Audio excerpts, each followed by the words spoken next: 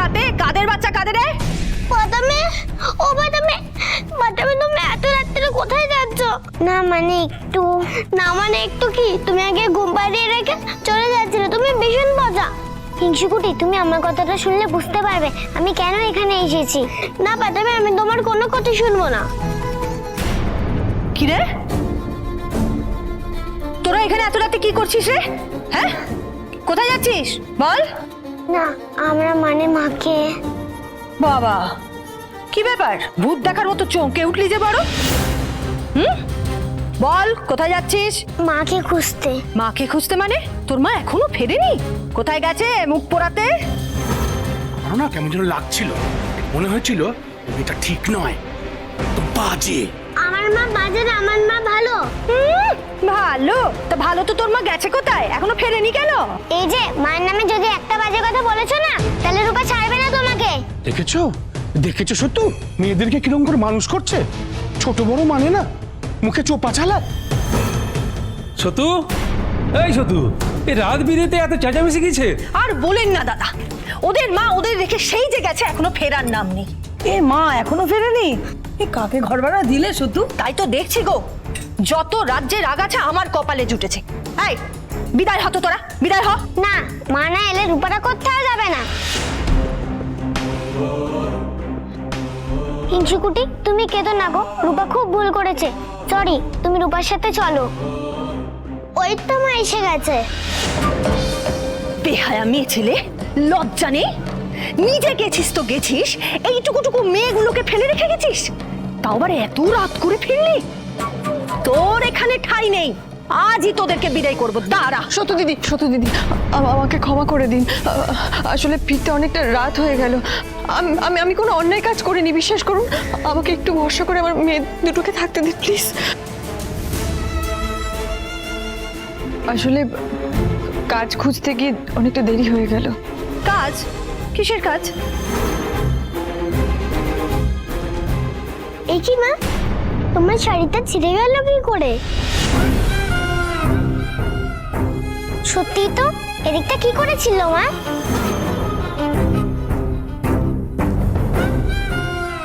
মা, তুমি পড়ে গেছিলে তাই না? তোমার লেগেছে না? আমরা তোমাকে ফু ফু করে দিচ্ছি, তাহলে সেরে যাবে।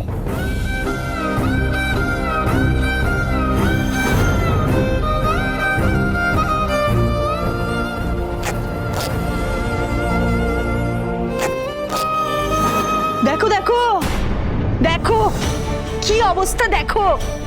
ছি ছি ছি ছি ছি ছি ছি ছি, শাড়ি টাড়ি ছিঁড়ে কি কাণ্ড, পোড়ার মুখী।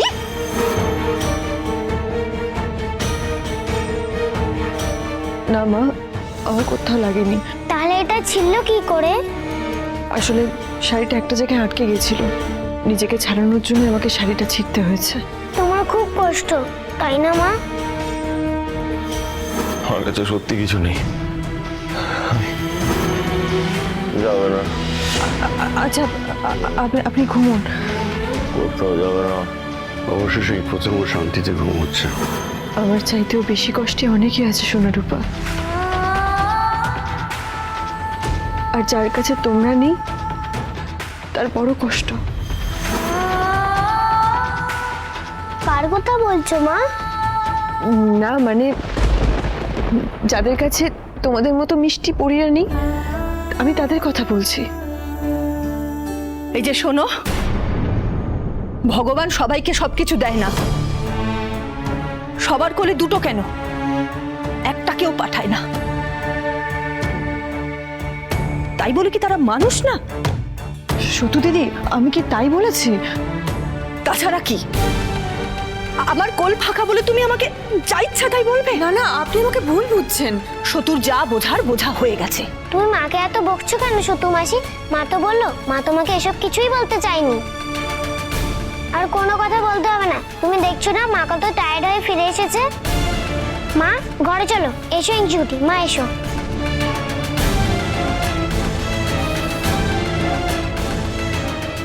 ও তো বড় গোলমেলে মেয়ে মানুষ। তাতে তোমার কি? না মানে আমার কি হতে যাবে, আমি বাড়িতে একজন পুরুষ মানুষ। দেখলে না মেয়েটার চাউনিটা কিন্তু ভালো নয়। মরণ দেশটা বেটা ছেলে। এত রাতে শাড়ি ছিঁড়ে বাড়ি এলো।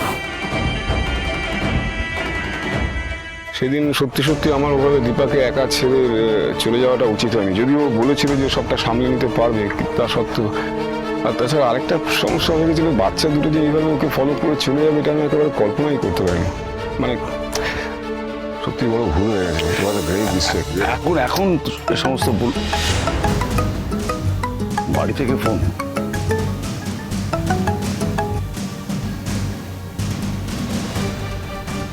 হ্যাঁ বলো অনুজা। তুমি কোথায় আছো প্রতীক? কল রিসিভ করছে কাকাই, থ্যাংক গড। কি ব্যাপারটা কি বলো তো? না বলে চলে গেছো, সবার কি এই বাড়িতে না বলে চলে যাওয়ার রোগ লেগে গেল নাকি? অনুজা, কি অনুজা? হ্যাঁ, প্যাকের পর সবাই বাড়ি থেকে উধাও হয়ে যাবে, সারা দিন ধরে বাড়িতে ব্ল্যাঙ্ক কল আসছে, আমরা কিভাবে রয়েছি, কতখানি টেনশন হচ্ছে, তোমাকে এটা বলে বোঝাতে হবে এখন? তুমি একটু শান্ত হও, আমি ফিরে এসে সব বলছি। না, এখনই বলবে। টেল মি রাইট নাও, আমি তোমার ওয়াইফ প্রতীক। আমি দীপা, সোনা, রূপার খোঁজে এসেছি, পাইনি এখনো, তবে বাবলাকে পেয়েছি, কিন্তু ও কিছু বলতে পারছে না।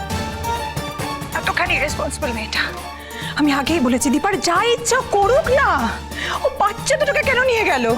কাকিয়া তুমি দিদিকে কেন দোষ দিচ্ছ? ও তো নিজেই জানতো না সোনার উপর ওকে ফলো করে গেছে। আরে এখন থাক না এই সমস্ত কথা বলছে তো কাকার সাথে। তুমি আমাকে একটা কথা বলে, এখন রাত বিরেতে তুমি কোথায় কোথায় খুঁজে বেড়াবে ওকে? এই মেয়েটা একটা করে কাণ্ড ঘটাবে, আর তুমি? দেখো একটা কথা বলি, দীপা যেটা করেছে বা করছে সেটা সম্পূর্ণ নিজের দুই সন্তানের জন্য করছে, এখানে আমরা কিছু বলতে পারি না এরকম ভাবে। আমরা কি চিন্তা করাটা বন্ধ করতে পারছি সোনারূপাকে নিয়ে? রাইট নেই, তুমি এখন সারা রাত ধরে কোথায় খুঁজে বেড়াবে ওকে? দীপার জন্য আমরা প্রত্যেকটা লোক সাফার করছি। কেন বাজে কথা বলছো বলো তো? আমরা ভুগছি আমাদের নিজেদের দোষে, নিজেদের ভুলে। দীপার কোনো দোষ নেই, ও তো এইসবের জন্যই আমাদের সঙ্গে থাকতে চাইনি, বেরিয়ে যেতে চেয়েছিল, বিয়েও ছিল। এখন শোনো তুমি এত চিন্তা করছো কেন? আমি তো বলছি এখানে তবলা আছে, গাড়ি আছে, কোনো অসুবিধা হবে না। সোনারূপা কোথায় আছে? আমার সত্যি টেনশন হচ্ছে, হে ভগবান। কাঁদো, তুমি কান্নাকাটি করো, তাতে ওদের মঙ্গলই হবে। হ্যাঁ ঠিক আছে, আর কান্নাকাটি করবো না আমি, এবার যা করার আমিই করবো। মানে তুমি অনুজা,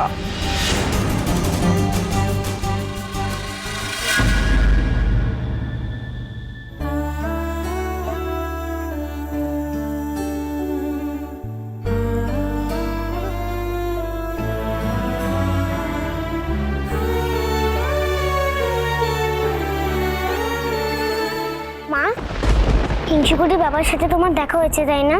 রূপা, তুই এখনো জেগে আছিস, ঘুমোসনি? কোনো মানে হয়?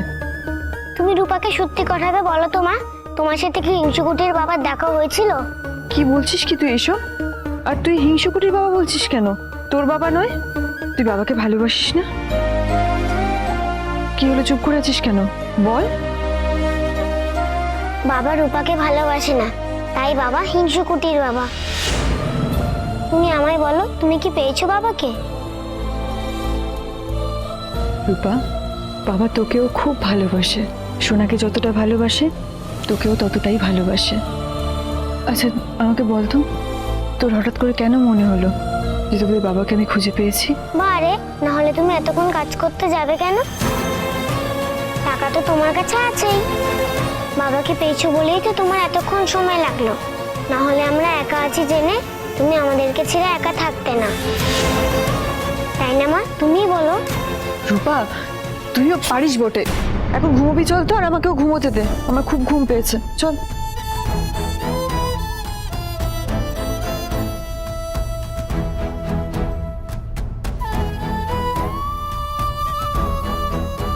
ঠিক আছে মা, রূপা আর তোমাকে জ্বালাবে না।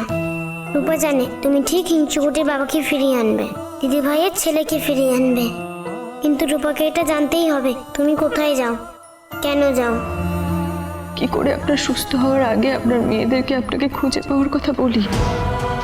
ওরা যদি আপনাকে এভাবে দেখে তাহলে তো ওরা ভেঙে পড়বে। ঠাকুর, তুমি ভরসা, এখন তুমি সব ঠিক করে দাও, ঠিক করে দাও সব। অনুরাগের ছোঁয়া, অনুরাগের ছোঁয়া।